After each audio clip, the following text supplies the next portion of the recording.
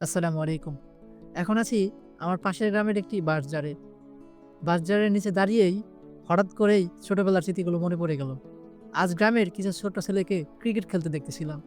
হঠাৎ তাদের চিৎকার, দৌড়ঝাঁপ সবকিছু যেন আমাকে টেনে নিয়ে গেল অনেক বছর পিছনে।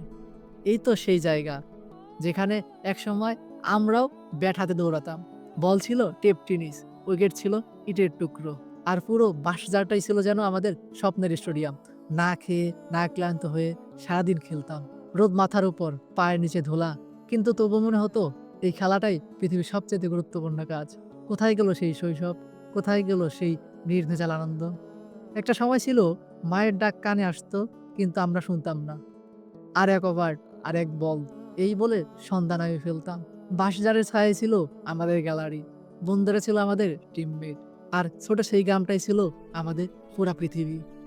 আজ অনেক বছর পর আবারও সেই বাঁশঝাড়ের নিচে দাঁড়িয়ে ব্যাট হাতে নিলাম।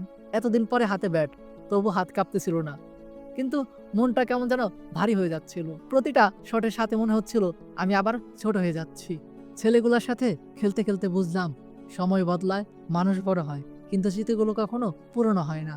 আজকের এই খেলা শুধু ক্রিকেট ম্যাচ ছিল না, এটা ছিল আমার শৈশবের সাথে আবার দেখা হওয়া। হয়তোবা আগের মতো সারাদিন না খেয়ে খেলতে পারবো না, হয়তো দায়িত্ব, কাজ, ব্যস্ততা আমাদের আটকে রাখবে, কিন্তু মাঝে মাঝে এভাবেই ফিরে যাওয়া দরকার।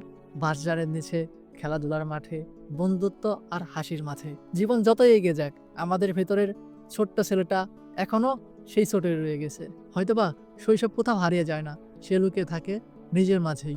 এরকম না জানি কত খেলায় খেলেছি জীবনে, মন আল্লাহই ভালো জানেন। অনেক হলো নিজের সাথে নিজের গল্প করা।